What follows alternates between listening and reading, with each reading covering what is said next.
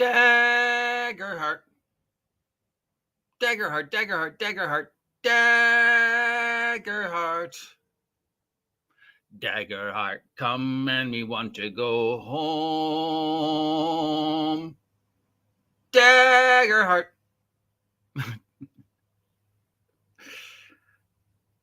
I stopped doing the singing, but people love the singing. So what can I say? Good morning, my fellow nerds in Nerdland. It is I, the OGGM, broadcasting live from the mysterious location known only as Site B. It is 9:17 in the morning on this lovely 58-degree and cloudy Thursday afternoon, the 11th day of April. Apparently, we might be getting some rain. It definitely looks like June gloom is coming, which possibly you would think living in the beach on June, that would just be a dream. No, it's not. It is literally quite possibly the worst month in the year where I live because the fog and the heat and the moisture and the humidity, it's like living in Florida without the theme parks.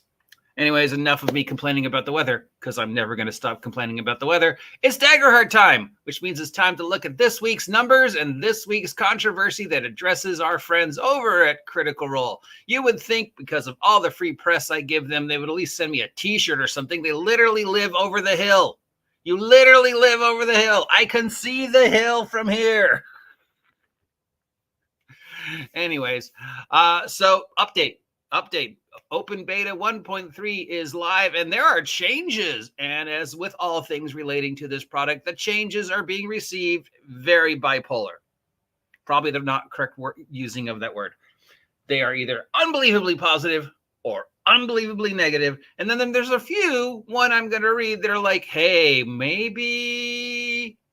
Now, to me, it still feels too disjointed. It still feels like too many ideas that haven't yet coalesced. And if they're trying to get the same level of play as you see in the show, you got to remember the show is edited and they're all professional actors. And even the people designing the game, as we've seen in the playtest, are having trouble with the game. Now we're going to go over these things and we're going to go over some of the controversial things. There's definitely, you can see the direction they're taking. It does seem like right now they're trying to appeal to the 5e fans. Of course, like with anything involving this product, it's never going to be able to have a chance to just rise or fall on its own laurels. It is always going to be compared to 5e, competing with 5e. Is it the D&D killer? Is it going to be campaign 4? You know, if hindsight being 2020, I think the best thing they could have done was not tell people this was them. Create a brand new company, right? Have Steven and other people be the faces of Dagger Heart Illuminated Worlds, but not associate Critical Role with it in any way. You know, maybe the rumor gets out that they're kind of part of it, but, you know, you never have Mercer come out face forward and say, we're making this. No, that was the very first mistake. And the timing of the announcement also, because it happened right after the OGL, and everybody was like, yeah, Critical Role stepping up to Wizards of the Coast. Maybe not. So unfortunately, because it is Critical Role, and because Critical Role does have this huge 90-pound elephant on its back, it will never, ever, much like Wizards of the Coast and Dungeons & Dragons now, you will never, ever be able to look at it completely unbiased. All right, enough talking numbers. This week on the Twitch, we had 7 days ago, we had Critical Role Campaign 3, Episode 90, which apparently, according to what I'm reading from the reviews, they still haven't resolved the Moon storyline. And people are getting very frustrated, as seen with the 176K views. They had the 2-hour-long talk about the updates of Dagger Heart with Steven and Matt, you know, patting each other on the back. Steve, you cut the hair, get a shower. That had 20.3K views, 20.3K views. And then they had the 4-sided die episode 22, where they talk about what's going on with Critical Role and other stuff. And that had 44.4K views. So on Twitch, 2 hours of them talking about a previous episode and playing cards and goofing around got more views than Steven and Matt talking about Dagger Heart. That's not a good thing. Meanwhile, over at the Tube of You, we had Mitts Season 3, Episode 8 with 16K views. Guys, give it up. It failed. Okay? We had Critical Role Campaign 3, Episode 90 with 229K views. That's not good. We had Mitts Season 3, Episode 9 with 8.3K views. We had Four-Sided Dice, Episode 22 with 58K views. They did not have them talking about Dagger Heart on the YouTube. I'm not sure why. And then they had a party game thing that they did. It must have been somebody's birthday party, or it's all pink. Maybe it was I don't know. Anyways, they had a party thing 2 days ago, and that had 27K views. So them fans watching them playing party games and talking about somebody's birthday and whatever else was more exciting than pretty much anything else they put up this week. Yeah, that's not good. Yeah. All right, now we're going to look at the changes. Changes. Here we go. So we know that there was changes. There was a brand new thingy. I'm not going to go through the whole thingy. Waffles, yes. Waffles? Waffles? Waffles. Do you mean the waffle apocalypse?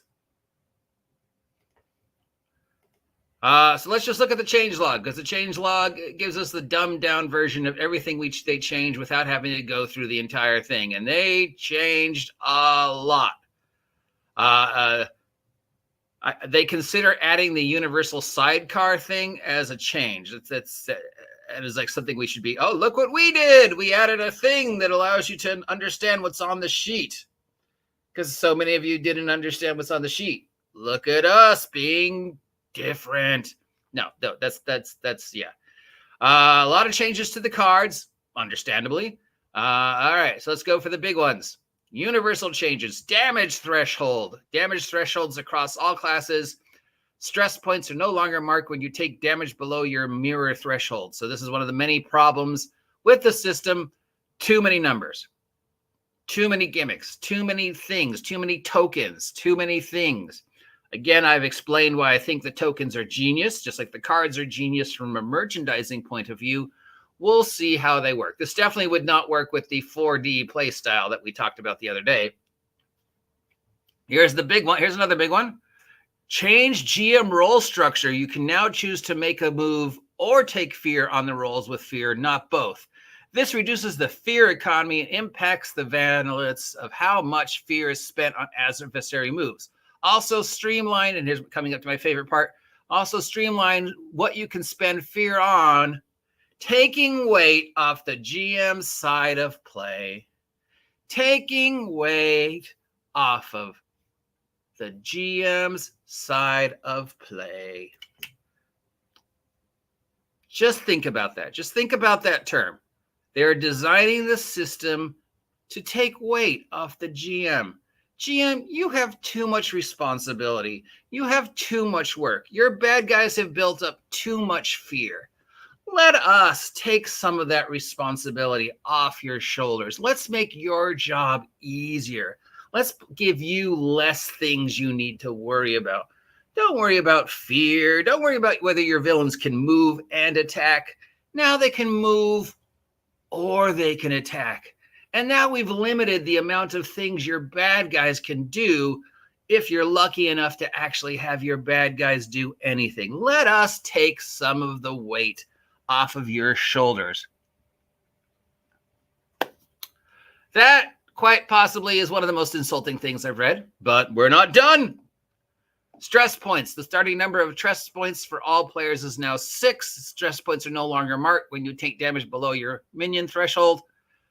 Use an action. Added use an action phase to move that require a token to be added. So once again, more tokens, more things, more out-of-game mechanics that I have to worry about, which takes me out of the game. And even if we're talking about 2D, 3D role play, which is pretty much Critical Role at its best, At never point in time do you ever feel like this isn't a game, right? We know it's a TV show about a bunch of guys playing D&D. And no matter whether you agree or disagree about the scripted thing, it's never more than that. So adding all these tokens, adding all these gimmicks just for the sake of gimmicks, I don't know. It feels like it takes away. We renamed the book chapters. Nobody cares. We added more stuff to the safety tools and the rulings over rules because we want you to be safe. We want you to be safe. I'm not going to read the safety tools or ruling over rules section because some of you might just have had breakfast, and I don't want you. We know how I feel about that.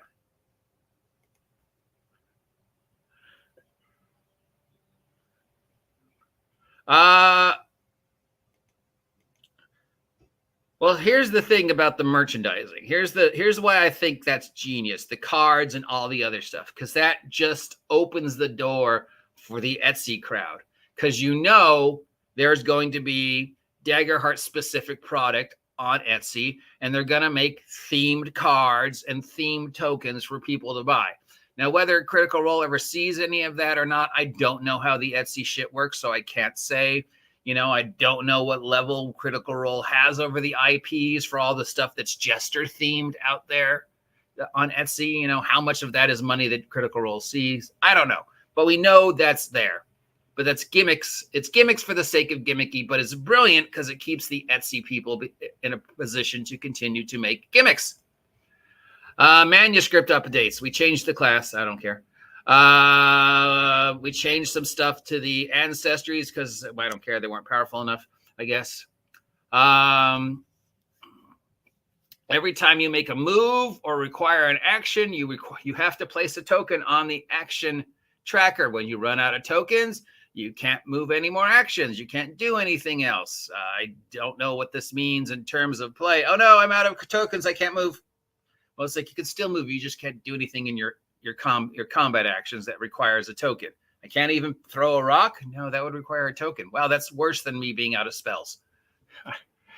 Here's another one. We changed advantage and disadvantage. Disadvantage is now less powerful, and advantage is now more powerful. If you roll advantage, you get to roll 3 dice instead of 2 dice and take the highest of the 3. If you roll disadvantage, you're only getting to take 2. And if you roll the 3, you get more hope. Building up that hope pool, which builds up your action tokens while diminishing the amount of tokens the bad guys get. Also, they've decided whenever you have double numbers, it's a crit. So 2 through 12, if you roll 2 2s, 2 3s, 2 4s, 2 5s, 2 6s, 2 7s, 2 8s, 2 9s, 2 10s, 2 11s, 2 12s on your dice rolls, that's now a critical, which of course generates more hope.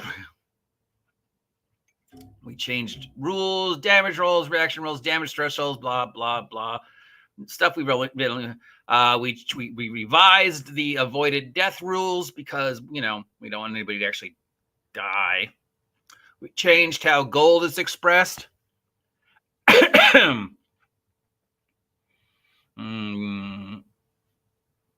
We made multi-classes slightly more powerful. We added more sections on how to run an adventure because we want to take the responsibility off of you. We changed some of the stat blocks on the bad guys to make them easier to read. That's a good thing. We added more chapters on world building and how to, have that 4D immersive role play with you and your players where you all build the world together. So that means we still don't know what the token world, if anything, is going to be for Dagger Heart, which, as I said in a conversation I had on Bob World Builder's site just earlier today, that's the thing. That's one of the many things that stand against Dagger Heart.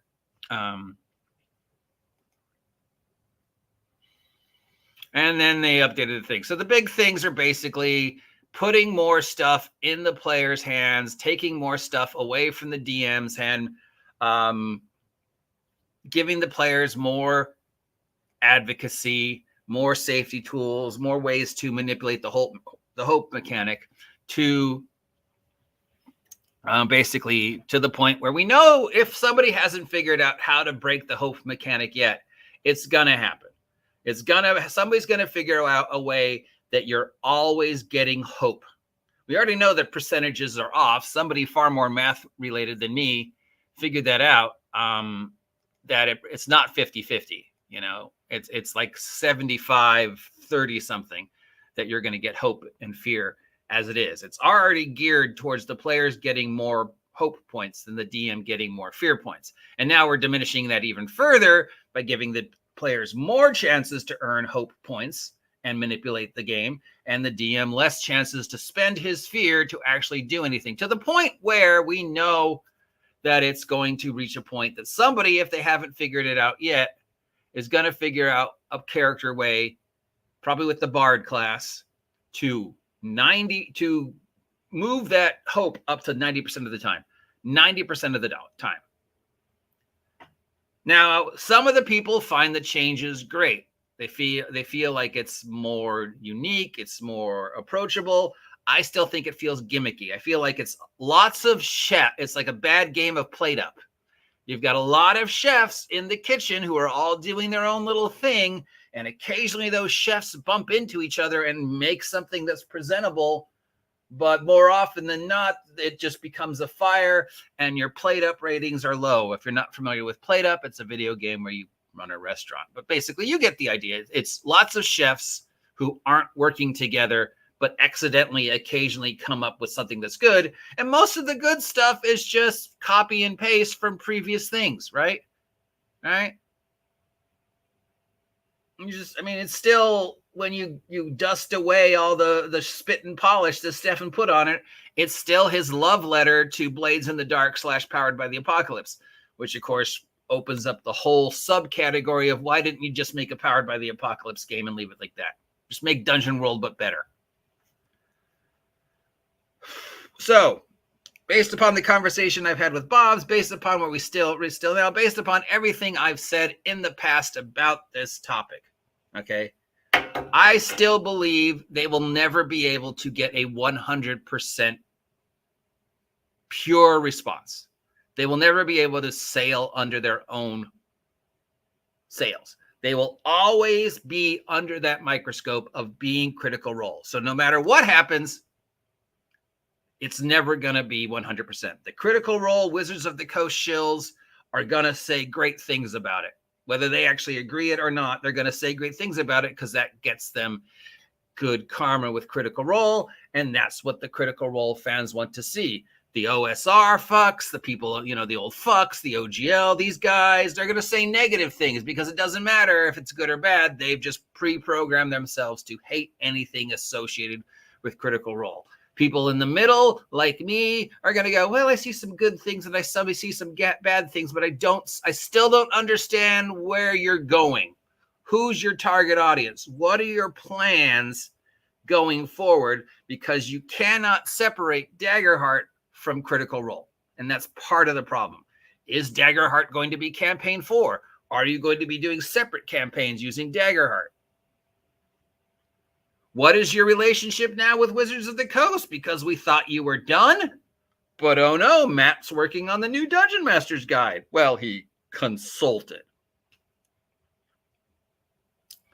So that's part of the problem, and we cannot ever not have that as part of the problem. The only way to eliminate that problem would have been if the product was released without any association with Critical Role. Sure, they're making it, but you could have had somebody else release it and not mentioned Critical Role in any way, shape, or form. It could have maybe been, at best, consultants. Worst case scenario, it fails. It's a year from now, nobody's talking about it. It's sitting on the shelves gathering dust. People go, hey, remember when? Kind of like Candle Obscura. But it opens the door, as one of the guys I've been talking to says, it shows independent game makers that there's still a chance, which, there's this glut of games coming out in 2025. But still, it shows, even if this fails, it shows that at least you can try to stand up to Wizards of the Coast, Dungeons & Dragons. And maybe if 100 different independent gamers throw out games between now and 2027, one of those, if not Dagger Heart, one of those is the next GURPS. One of those is the next Pathfinder. One of those is the next Vampire the Masquerade. One of those is the next what Powers of the Powered by the Apocalypse could have been. Maybe this won't shatter the glass ceiling, but maybe it will open the door for the next game that will break the glass ceiling, that will shift the paradigm, that will kick Dungeons and Dragons off the top of the heap for a year, 2 years, 4 years, 10 years. Because it's happened before, so we know it can happen again. So that's worst case scenario. Best case scenario, the millions of dollars Wizards of the Coast makes every year off of critters leaves and goes with them. Now, maybe Dagger Heart is the next Pathfinder. Maybe 90% of the industry jumps on that Dagger Heart for train for a couple years, while Wizards of the Coast is floundering into 2027 and the inevitable next edition, even though they claim there won't be another next edition. If you're not making another next edition, why is it still on the fucking calendar? We're not making another edition. Ignore that date. You don't see that. I still see it. It's still on the calendar. No, you don't. So between now and 2027, they kick Wizards of the Coast's ass. All those billions of dollars that Wizards of the Coast makes directly or indirectly off the Critical Role fan base leaves. They leave Critical Role foundering. You know, they leave Wizards foundering. You know, it's 4th edition all over again. Eventually, Hasbro either sells D&D off or finds another way to make D&D it again. Right? D&D is never going to completely go away. You'd have to not only get rid of the game, you'd have to stop people stop thinking about the game. So you can't kill D&D. What you can do is have a repeat of 4th edition. You can do is have huge chunks of time where people aren't playing D&D, where D&D fades into the background. And best case scenario to kill D&D, that's what Dagger Heart has to do. That it has to get everybody united. All the critters, all the people who are just looking for an excuse to leave D&D and play another game like Pathfinder, that's what Dagger Heart has to be. So best case scenario, it's that. Worst case scenario, it just fails. It destroys Critical Role. You know, they take a long break and then just get back to doing whatever. Middle of the road, it's like everything else. It comes out. Some people like it. Some people don't like it. Maybe it sells really well for a bit. Maybe it doesn't. In a year or two from now, it's on the same shelf with every other game we got but never play. It'll sit next to my copy of Tales from the Loop or whatever is on your shelf that you bought, but you know you're never going to play. And then 2-3 years from now, we've forgotten about it. We've moved on, but they had their moment in the sun. That's probably most likely what's going to happen. Again, in closing, nothing they change matters. Nothing they say matters. Nothing they do matters. Nothing I say about the game matters. The game's success or failure is completely the responsibility of the Critical Role fan base, unfortunately, and it depends upon how people perceive Critical Role. Getting back to my initial statement, it's never going to have a fair chance because it's so dependent upon the fickle Critical Role fan base. And because it is always from now on going to be viewed through that I either absolutely love Critical Role or at least claim I do, or I absolutely hate Critical Role or at least claim I do paradigm. It's never going to be able to stand on its own. So it's completely dependent upon the Critical Role fan base as to what happens to it a year from now. But there's a new playtest up. I've posted the link down below if you're interested in it and want to go more into depth in it. Otherwise, that's it for today. Thanks for sticking with me.